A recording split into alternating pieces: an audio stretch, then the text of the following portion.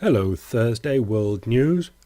Let's start in the United States of America with, as the baby boomers age, the number of seniors will increase dramatically in the next decade. That's the decade 2010 to 2020. We've started on it.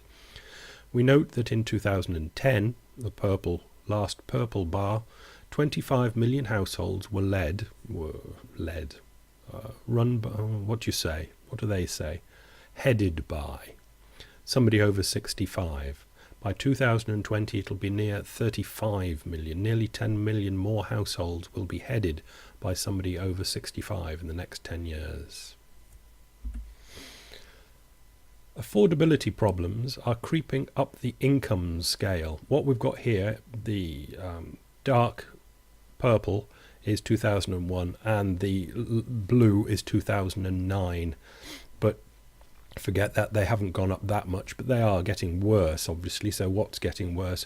What we have here are households earning 15,000 or less, very poor households, pay 80% of them have to pay 30% or more of their income as outgoings for housing. Repeat, so we get it on the second one. The 15 to 30,000 income households, over half of them have to pay over 30% of their 30% of their income for housing. It's quite a lot to be paying for your housing, 30% of your income, and then obviously it trails off the richer you get. This last one is the gap between the number of extremely low-income renters and supply of available units they can afford, and it continues to widen. We won't go into the continuing to widen, but we've got 1999, 2003, but let's concentrate on their last one, which is 2009. The purple bar up is demand for very cheap housing from very cheap people. The light blue, trying to counterbalance it, is the very cheap housing that is available. Yellow is very cheap housing, but that's been taken by people that could afford better, but choose to take the very cheap housing that maybe it would be better if it was left for the very cheap people to take. And the other that isn't making up the gap is the supply gap. In other words, there isn't nearly enough cheap property for the cheap people. And it's an ongoing and very tricky problem if you happen to be cheap. The big picture, Barry Ritholtz, June the 7th, 2011, is the 10-year Bush tax cut anniversary. It's been pushed on to 2012 by Obama and co. 10 years ago. Time flies. This block of text that you should have now is Mish, and he's done Bernanke's latest speech and basically condensed it down and just put some extra blah blah blah blah blah blahs in there. It starts blah blah blah, brief update, economic growth slower than expected, blah blah, and you can imagine how it just goes on through all this. Moderate pace, highly accommodative monetary policy, blah blah blah blah. But the one I wanted to pick out is from line 5. Line 5, 1, 2, 3, 4, 5, blah blah. Fiscally constrained state and local governments continue to cut spending and employment. And that just went clang for me. If they do get round to this QE3, muni bonds, state and local government bonds might be bought up by the Fed to give the state and local governments a way of borrowing more money cheaply so they can afford not to increase unemployment in their areas. Let's cross the Atlantic to Ireland. The Irish Independent. French stance puts cut on bailout in jeopardy. This is the bailout that Ireland had, which a bailout is where you borrow huge amounts of money so you can pay out normally, pay back other vast amounts of money that you've borrowed.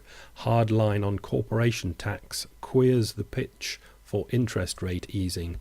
The French are saying, you raise your corporation tax to roughly what we have, or we will not lower the amount of interest you have to pay on your bailout. Bastards. Next, Ireland's unemployment rate. Back in 2008 it was a reasonable-ish but still bad 9-ish%, and you can see where it's tracked up and up and up, and now I believe is running at 14.4%. 14.4% unemployment, but they've got to raise their corporation tax in line with the French to merit getting a drop in the interest that they have to pay. EU and IMF need assurances from Greek unions. Basically, Greece is going to get more money so they can afford to pay back their more money bailout borrowings. But they're realizing that the Greek, down at the bottom, Greek labour force may be the biggest threat to the plan. And it quite well might be, because it's the Greek labour force that has to pay back all these interests.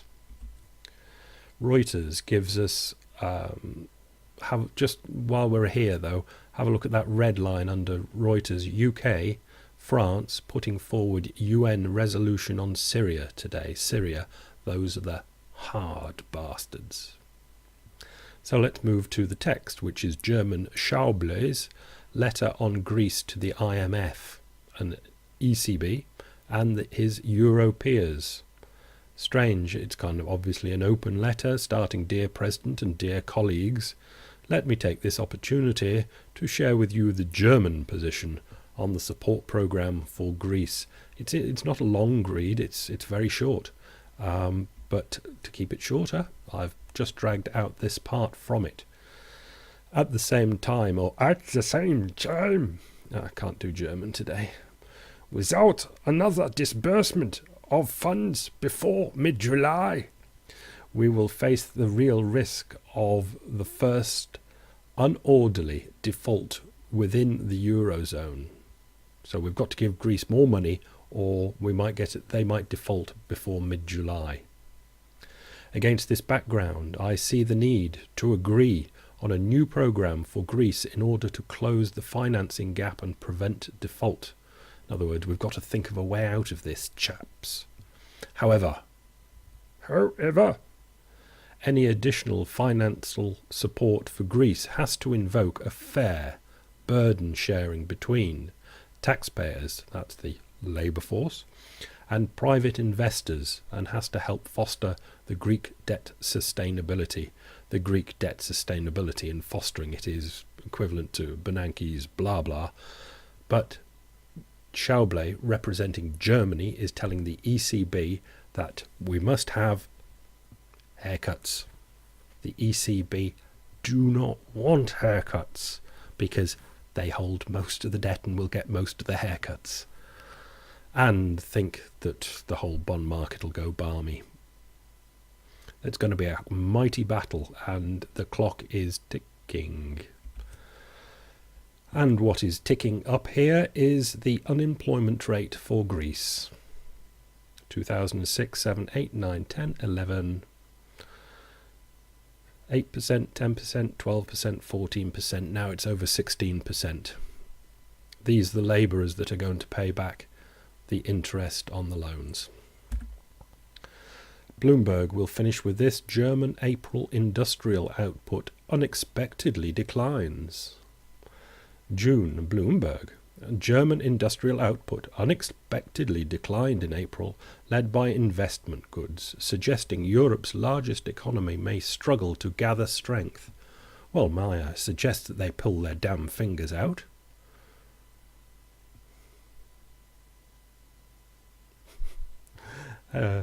It's just that, everybody looks to Germany to save the day. Germany ain't that clever. Not that clever at all. Bye.